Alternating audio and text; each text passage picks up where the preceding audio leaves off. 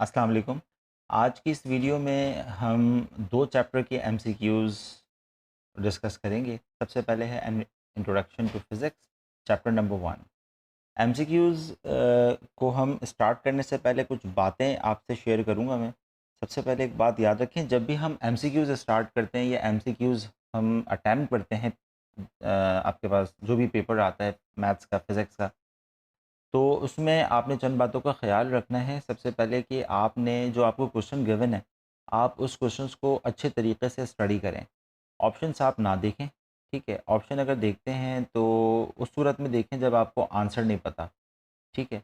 सबसे पहले आपको फ़ॉर्मूलाज़, यूनिट्स, डेफ़िनेशंस ये तमाम चीज़ें आपकी नॉलेज में होनी चाहिए।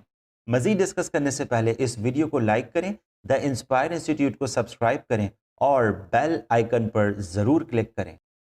अब जैसे क्वेश्चन नंबर 1 आपके पास है, the branch of physics concerned with highly ionised atom is called. हमारे पास ये कौन सी फ़िज़िक्स कहलाती है? आप लोगों को ब्रांचेज़ ऑफ फ़िज़िक्स याद होनी चाहिए। Atomic physics, nuclear physics, plasma physics, ठीक है? तो इसमें आपके पास आ जाता है प्लाज़्मा, ठीक है? प्लाज़्मा फ़िज़िक्स जो है वो कंसर्न करती है हाइली आयोनाइज्ड एटम को। इसी तरह क्वेश्चन नंबर 2 आपके पास है, dash deals with the development of electron emitting devices and their utilisation. ठीक है, तो हमारे पास वो कौन सी ब्रांच है फिज़िक्स की जो कि डेवलप करती है emitting devices and the utilisation को, उसको हम नाम देते हैं इलेक्ट्रॉनिक्स का। ठीक है, बेसिकली इसमें देखें इलेक्ट्रॉन इमिटिंग डिवाइसेस, तो वो इलेक्ट्रॉनिक्स आपके पास इसका करेक्ट आंसर है। इसी तरह automobiles technology is based on the principle of.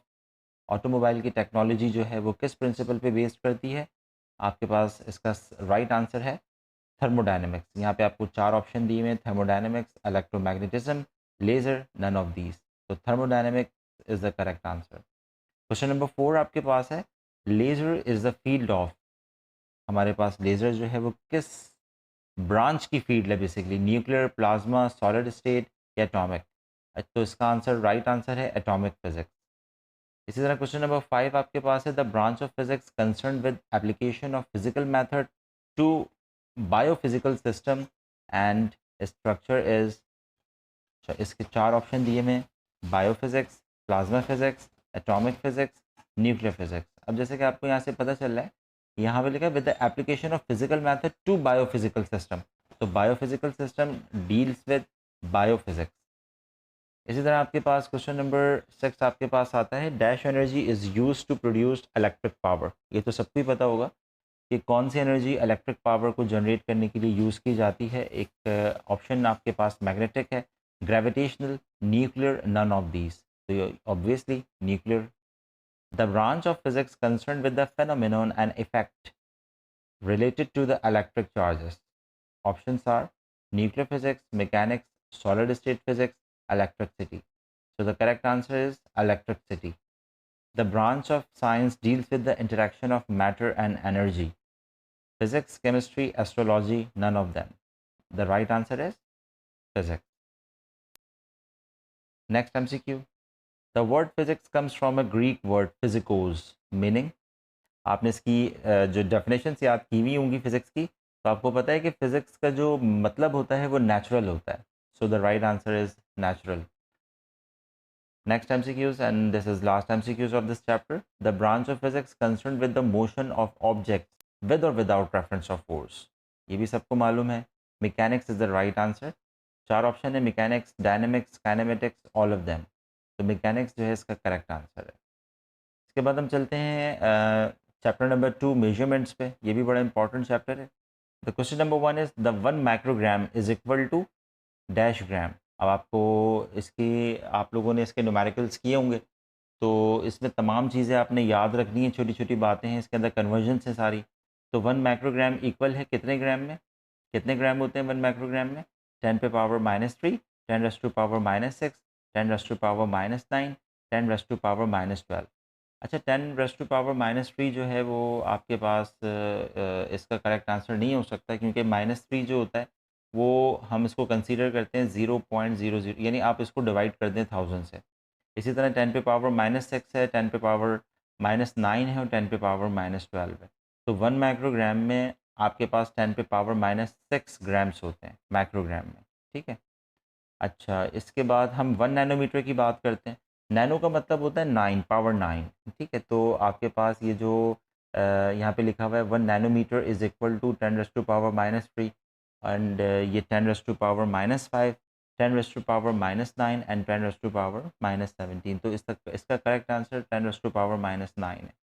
1 picometre is equal to यहाँ पर आपके पास इसमें कितने मीटर होते हैं हमने ये बताना है। तो पिको का मतलब होता है 10 पे पावर 12। तो so the right answer is 10 raise to power 12। In SI system the unit of mass is gram, pound, slug या केजी। एसआई सिस्टम में मास का यूनिट आपको मालूम होना चाहिए, वो किलोग्राम है।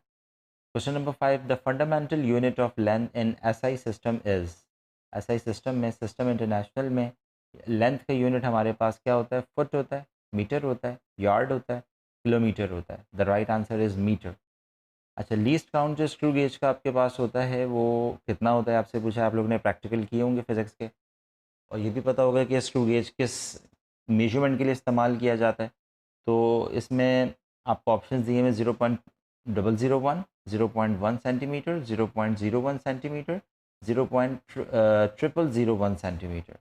तो आपको पता है स्क्रू गेज का जो लीस्ट काउंट होता है, लीस्ट काउंट बेसिकली क्या होता है? वो कम से कम वैल्यू कितनी काउंट कर सकता है। जिस तरह टाइम आपके पास होता है, टाइम का लीस्ट काउंट सेकंड होता है, इसी तरह स्क्रू गेज जो है सबसे छोटी वैल्यू जो कैलकुलेट करता है 0.001 करता है।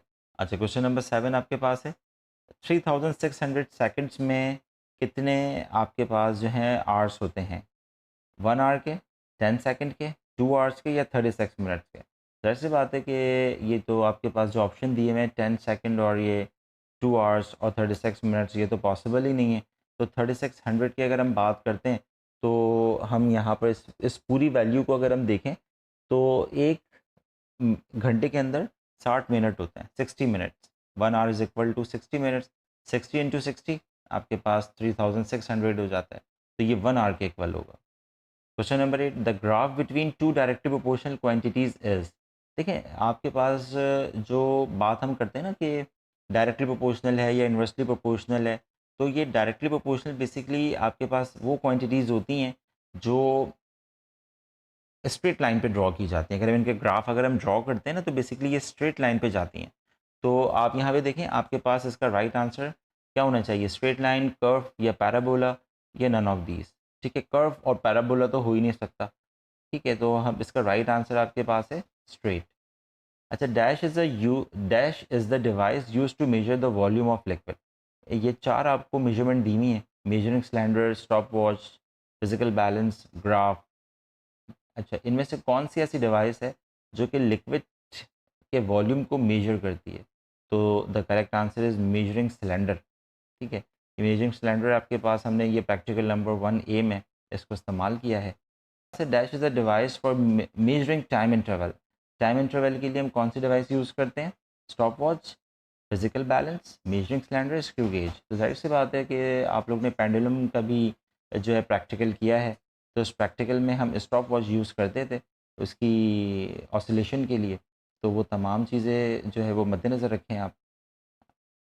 नेक्स्ट एमसीक्यू इज द ऐसा unit of amount of substance as mole, metre, centimetre, kilogram. अच्छा, आप लोगों ने इस चैप्टर में सबसे ज़्यादा जो चीज़ें याद करनी है ना, वो सिस्टम इंटरनेशनल यूनिट्स आपको याद करने हैं। एक तो फंडामेंटल क्वांटिटीज़ आपको पता होनी चाहिए, ड्राइव क्वांटिटीज़ पता होनी चाहिए, ड्राइव यूनिट्स पता होने चाहिए और फंडामेंटल यूनिट्स भी पता होने चाहिए। तो अमाउंट ऑफ सब्सटेंस का यूनिट मोल होता है।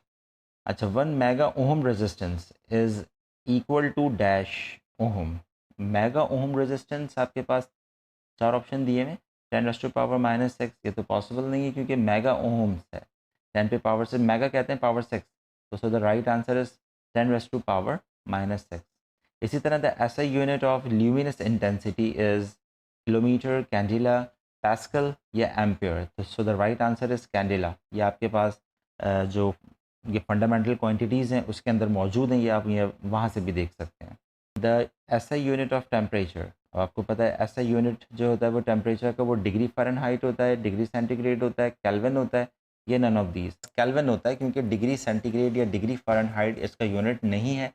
तो एसआई यूनिट जो टेम्परेचर का होता है वो केल्विन होता है बेसिकली। नेक्स्ट क्वेश्चन है, the least measurement of an instrument is called, अच्छा किसी भी इंस्ट्रूमेंट की सबसे छोटी मेजरमेंट क्या कहलाती है? Accurate value, least count, error या एवरेज? मैंने आपको बताया था ना कि कोई भी डिवाइस जो लीस्ट काउंट सबसे छोटी से छोटी काउंटिंग करती है, हम उसको देखते हैं। जैसे मैंने आपको भी ऊपर बताया था कि लीस्ट काउंट स्क्रू गेज का 0.001 होता है और वर्नियर कैलिपर का 0.01 सेंटीमीटर होता है। इसी तरह जो लीस्ट काउंट होता है वो सबसे छोटी मेजरमेंट होती है किसी भी इंस्ट्रूमेंट की। So the correct answer is least count.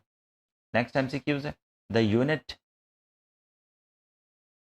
Next MCQs है the units drive from the fundamental units are called, ऐसे यूनिट जो कि फंडामेंटल यूनिट से ड्राइव होते हैं, हम उनको नाम देते हैं ड्राइव यूनिट्स का। हम कुछ यूनिट्स हम खुद भी जो है सिंप्लीफिकेशन से, मैथमेटिकल सिंप्लीफिकेशन से निकालते हैं, हम उनको ड्राइव यूनिट्स का नाम देते हैं। इसी तरह नेक्स्ट क्वेश्चन आपके पास है unit use to express fundamental quantities are called, option है fundamental units, derived units, basic units, none of these. तो आप इसमें देख सकते हैं जो यूनिट्स एक्सप्रेस कहते हैं फंडामेंटल क्वांटिटीज़ को, हम उनको फंडामेंटल यूनिट्स कहते हैं। बेसिकली फंडामेंटल यूनिट्स आपके पास 7 यूनिट्स हैं, आप अपनी बुक में चैप्टर 2 में देख सकते हैं। वहाँ से इन यूनिट्स को आप अच्छे से प्रिपेयर कर लें। आपको ये चैप्टर नंबर 2 में ज़्यादातर MCQs में ऐसा यूनिट्स पूछे जाते हैं, तो आप इसको वहाँ से अच्छे से प्रिपेयर करें। इसी तरह से 1 milliampere is equal to 10 raise to power 3, 10 raised to power minus 3, 10 raised to power 6. So the correct answer is 1 milliampere is equal to 10 raised to power minus 3। यानी आप इसको जो भी आपके पास वैल्यू होती है, आपको जैसे कोई मिली एम्पियर में कोई वैल्यू दी जाए, आप उसको 1000 से भी डिवाइड कर सकते हैं। इसी तरह लीस्ट काउंट वर्नियर कैलिपर का क्या होता है? 0.1, 0.01, 0.001 या none of these. So the right answer is 0.01 centimetre.